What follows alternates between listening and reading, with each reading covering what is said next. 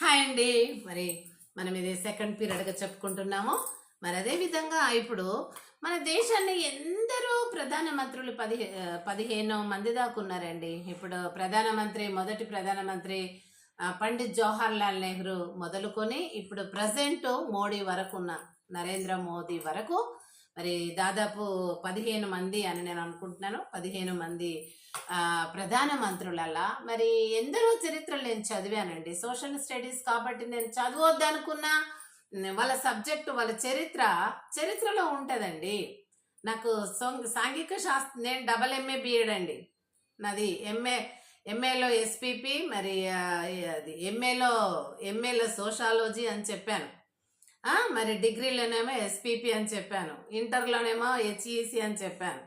అందుకే నాకు Telugu second place ఇచ్చాను. దాంట్లో నా టీచింగ్లో ఫస్ట్ ప్లేస్ అనేది ఫస్ట్ మెథడాలజీసే సోషల్ స్టడీస్. హిస్టరీ ఉంటుంది కదండి, geography, history, civics, economics, these 4 parts included in this social studies. That's why I am a social teacher. అయితే నేనేమంటున్నానంటే ఈ యొక్క ప్రధానమంత్రులు అందరికంటే కూడా మరి నేను అందరి చరిత్రలు చదివానండి. మనకు ప్రతిసారి కూడా సాంఘిక శాస్త్రంలో అందరి ప్రధానమంత్రుల గురించి కాకుండా ఒక్కొక్క ఎడిషన్లో కూడా ఒక్కొక్క ప్రధానమంత్రి తీస్తారు. ఇందిరాగాంధీది, నెహ్రూది, ఇలా చాలా మందిది. అయితే అలా నేను చాలా మందివి చదివాను. అన్ని మర్చిపోవచ్చు, కొన్ని అయితే గుర్తుకున్నాయి మెయిన్వి.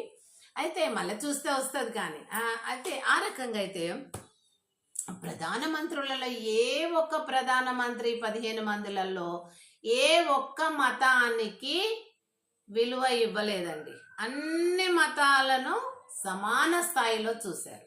ఇదే కదా కాన్స్టిట్యూషనల్ మనకి ఇచ్చినటువంటి ఒక బహుమానం. అంటే భిన్నత్వంలో ఏకత్వానికి ఈ యొక్క కాన్స్టిట్యూషన్ మనకు చెప్పిన ప్రకారంగా సర్వ మతాల సమ్మేళనమే మన దేశం. ఇంకొకటి, అన్ని మతాల భిన్నత్వంలో ఏకత్వమే మన దేశం. కాబట్టి హిందూ మతానికి ఒక్క మతానికి మాత్రమే హైలైట్ చేసి హిందువులను రెచ్చగొడుతున్నటువంటి ఒక ప్రధానమంత్రి అంటే మన దేశంలో ఈ 15 మందిలో ఏకైక ప్రధానమంత్రి శ్రీ నరేంద్ర మోదీ గారండి. ఇప్పుడు ప్రజెంట్ మనకున్నటువంటి మరి ప్రధానమంత్రి. మిగిలిన మరి ప్రధానమంత్రులు నెహ్రూ నుంచి ఈయన మోదీ కంటే ముందున్న వాళ్ళ వరకు చూస్తే కూడా అన్ని మతాలను సమానంగా చూసిండ్రు, కానీ ఒక హిందూ మతానికి మాత్రమే ప్రాధాన్యత ఇవ్వలేదండి. అన్ని మతాలను సమానంగా ఈక్వల్గా చూశారు. ఈ ప్రధానమంత్రి ఒక్కరే ఇండిఫరెంట్గా, అంటే విభజించి పాలించు అనేటటువంటి పరిపాలన చేస్తున్నారు. ఈ యొక్క